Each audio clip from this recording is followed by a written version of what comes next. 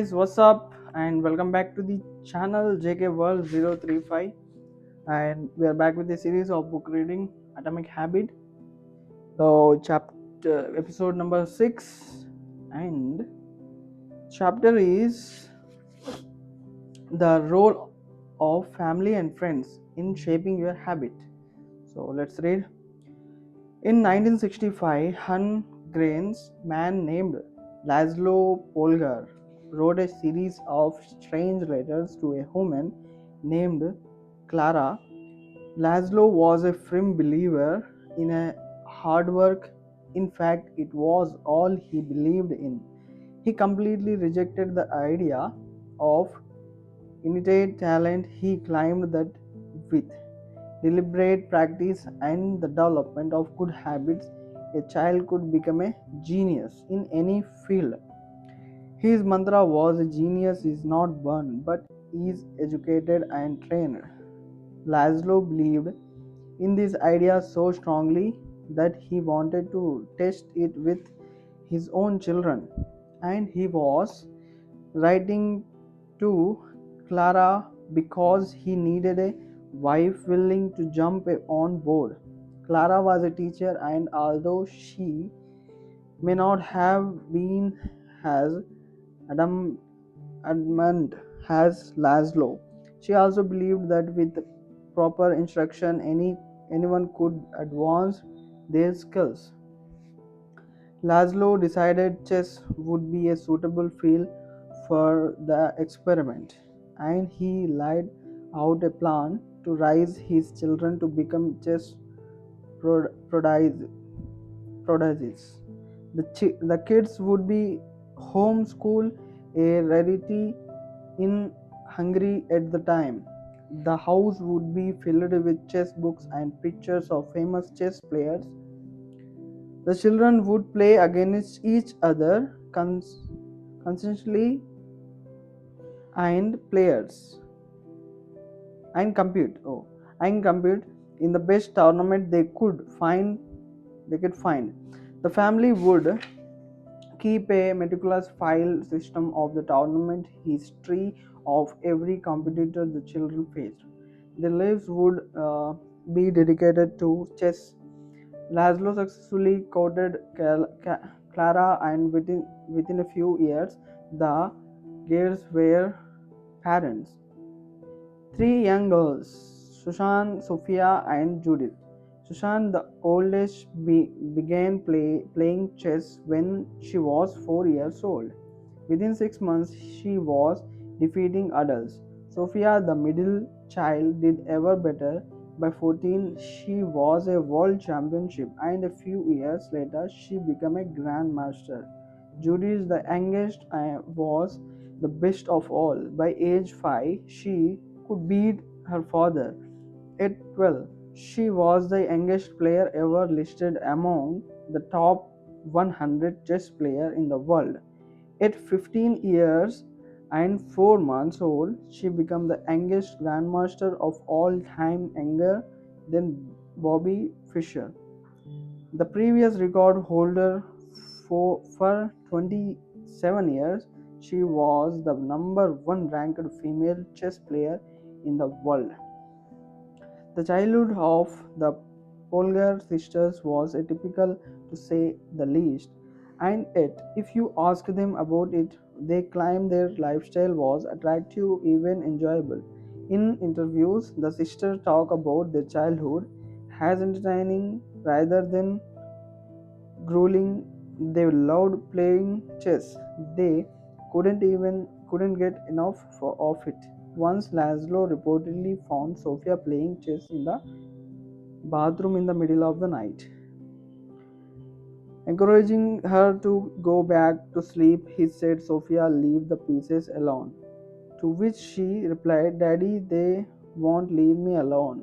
And obsessed with the chess was normal. And as we are about to see, whatever habits are normal in your culture are among the most attractive behavior you will find.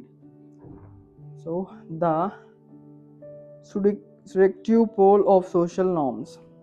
Humans are herd animals.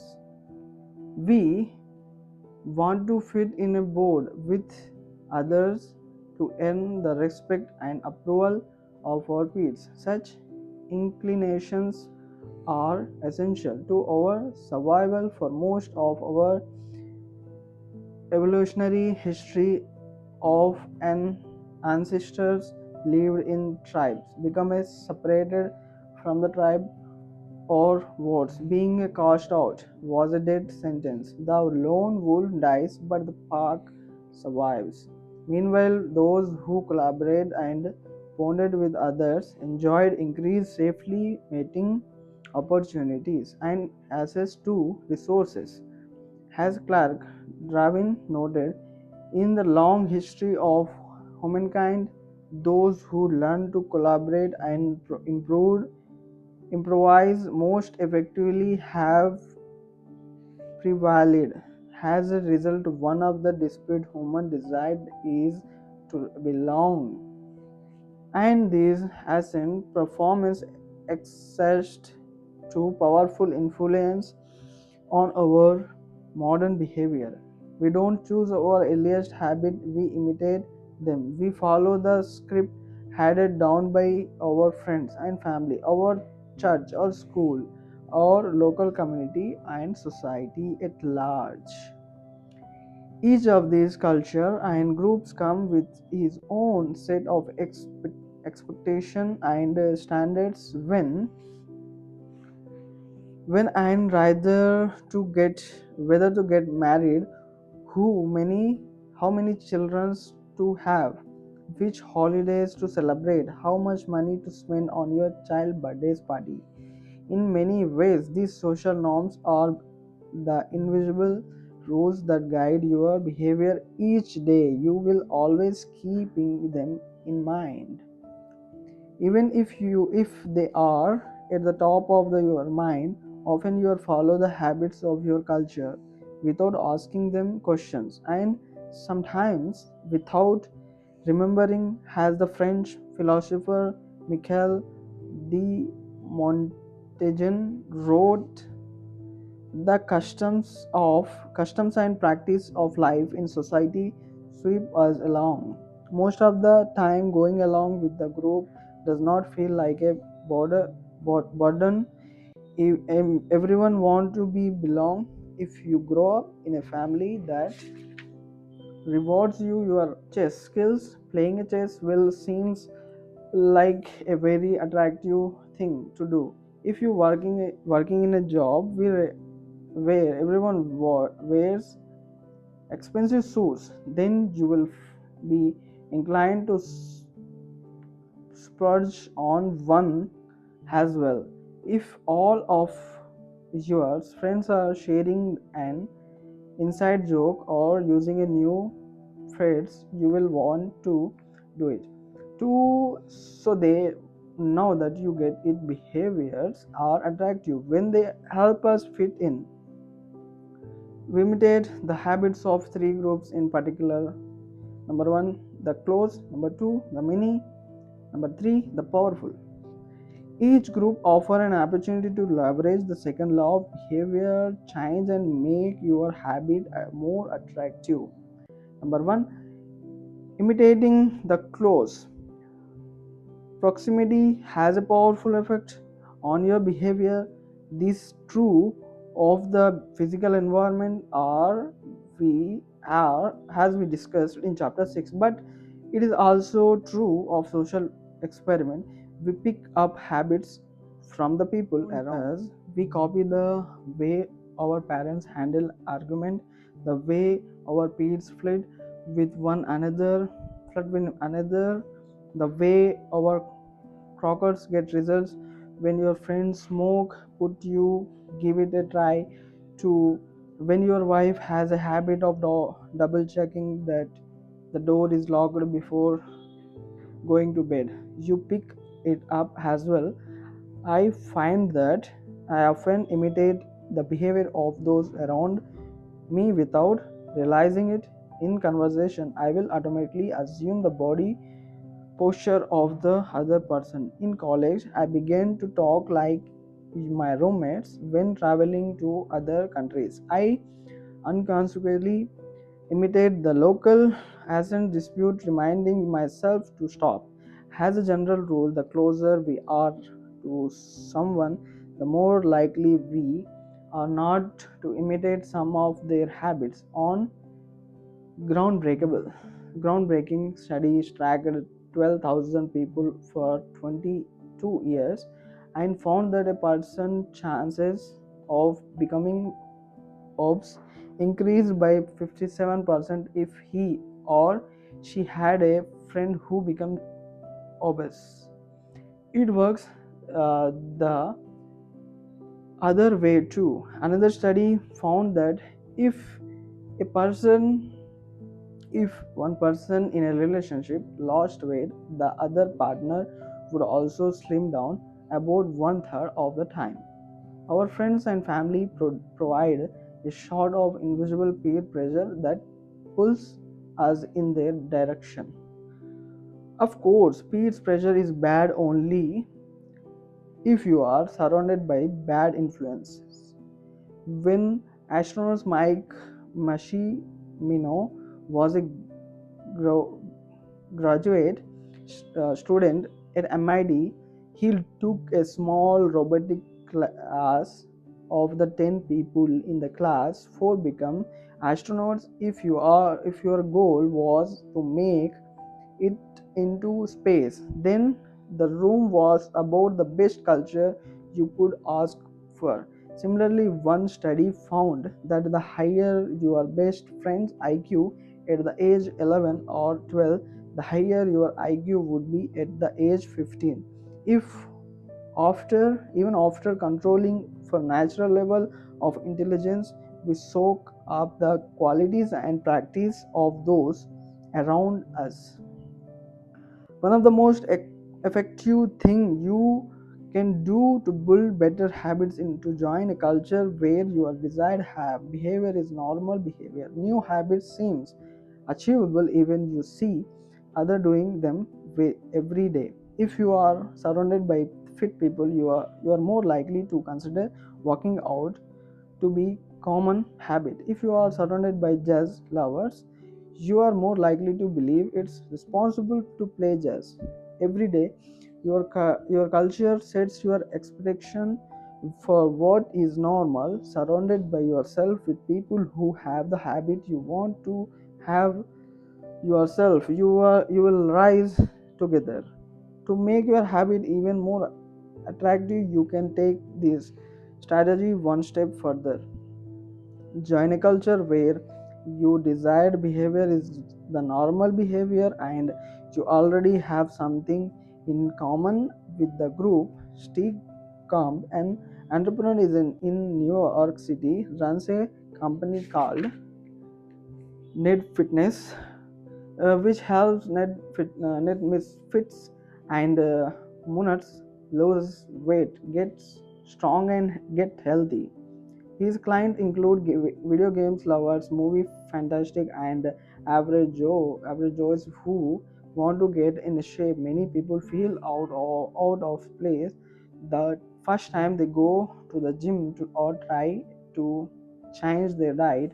But if you are already similar to the other members of the group in some way, say your mutual love of Star Wars change become more appealing because it feels like something people like you already do. Nothing sustain motivation better than belonging to the tribe in transforms a personal quest into a shared one. Previously, you were on your own. Your identity was singular. You are a reader. You are a musician. You are athlete. When you join a book club or a band or a cycling group, your identity becomes linked to those around you. Growth and change is no longer as individual pursuit. We are readers, we are musicians, we are cyclists. The shared identity begins to reinforce your personal identity. This is way remaining part of groups after achieving a goal is crucial. crucial to maintaining your habits. It's friendship and a community that embed a new identity and help behavior last over the long run. Number two, imitating the many.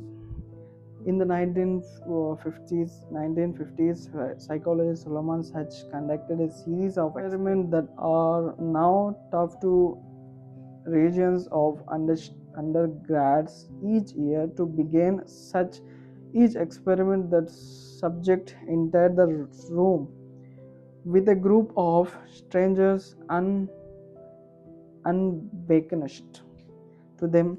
The other participants were actors planted by the researchers and instructed to deliver scripted answer to certain question. The group would be shown one card with a line on it and then a second card with a series of lines.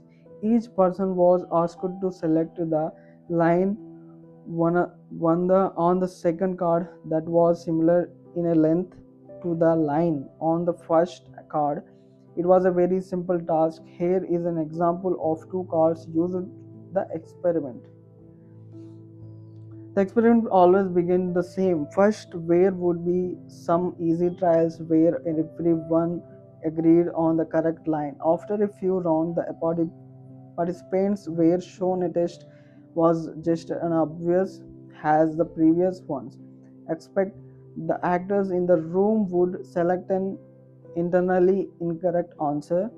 For example, they would respond A to the comparison shown in a figure. Okay, everyone would agree that the lines were the same even though they were clearly different. The subject who was unaware of the rules would immediately become bewildered. Their eyes would open wide. They would laugh nervously to themselves. They would double check the reaction of other participants. Their agitation would grow as one person after another delivered the same incorrect response. Soon, the subject began to double doubt their own eyes. Eventually, they delivered the answer they knew in their heart to be correct. Has run their experiment many different ways. What he discovered was that as the number of actors increased, so did the conformity of the subject. If it was just the subject and one actor, then there was no effect on the person choice. They just assumed they were in the room with a dummy. When two actors were in the room with the subject, where was the little light impact. But as the number of people increased to three actors and four all the way eight, the subjects become more likely to second guess themselves. By the end of the experiment, nearly 75% of the subject and agreed with the group answer, even though it was obviously incorrect. Whenever we are unsure how to act, we look to the group to guide our behavior. We are constantly scanning our environment and wondering what is everyone else doing. We check review on Amazon or Yelp or TripAdvisor because we want to imitate the best. Buying, eating, and traveling habit is usually a small tragedy. There is evidence in numbers, but there can be downside.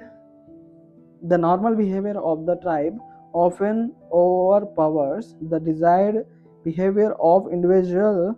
For example, one study found that when a um, chimpanzees learn an effective way to crack nuts open has a member of one group and then switches to a new group that uses a less effective strategy, it will avoid using the superior nut cracking method, just blend in with the rest of the chips chips. Humans are similar. There is tremendous internal pressure to comply comply with the norms of the group. The reward of the being accepted is often greater than the reward of winning an argument, looking smart, or finding truth. Most days we are rather be wrong with the crowd than be right by ourselves. The human mind knows how to get along with others. It might it want to get along with others. This is our natural mood. You can override it.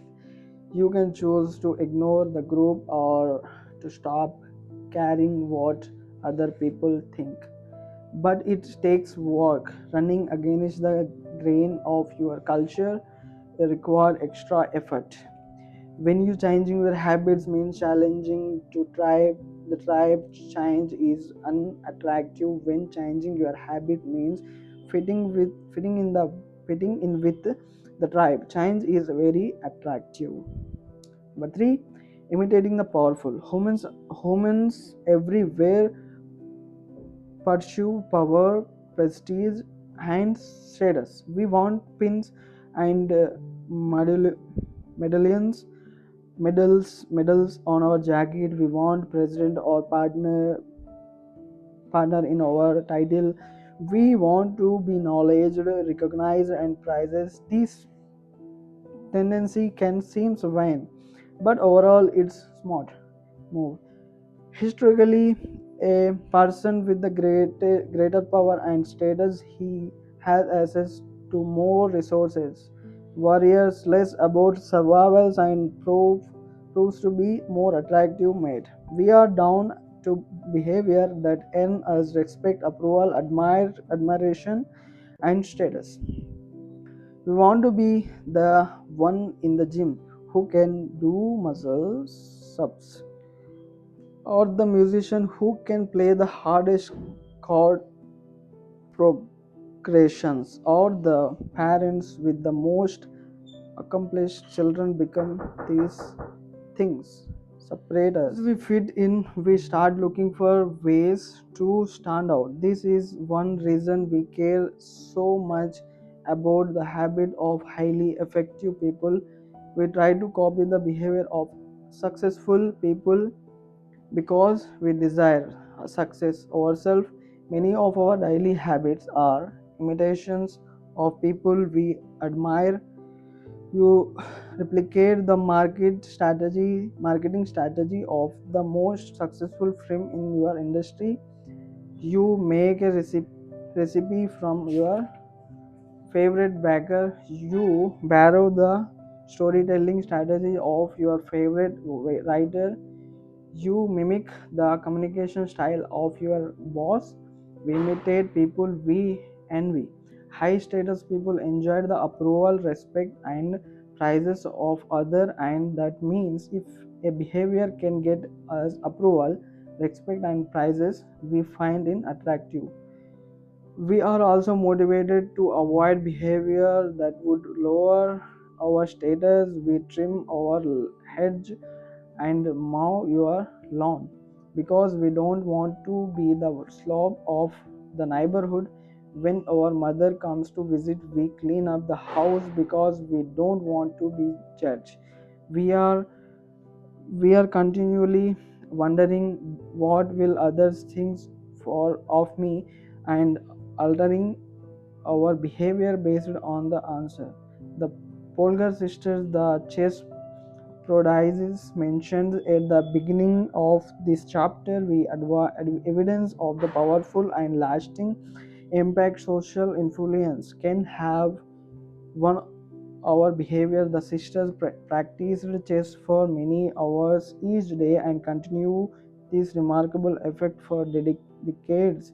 But these habits and behavior maintained their attractiveness in part because they were valued by their culture, from the prizes of their parents to the achievement of different status markers like Becoming a grandmaster, they had many reasons to continue their efforts. Yeah. So this is the today's chapter, and we read chapter summary as well. So chapter summary: the culture we live in the admi- determine which behaviors are attractive to us. We will tend to adopt habits or practices and approved by our culture. Become we have a strong desire to fit in and belonging to the tribe. We tend to imitate the habits of three social groups: the close, family, and friends; the many, the tribes; the powerful, those with status and prestige.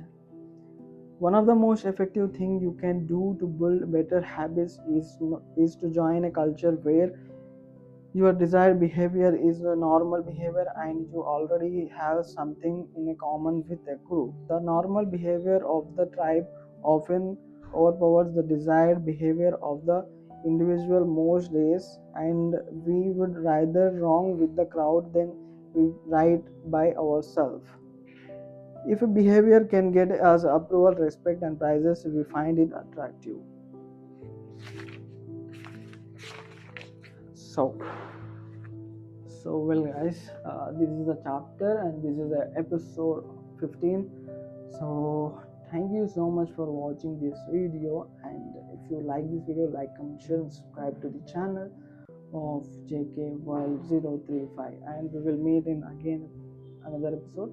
So, bye bye.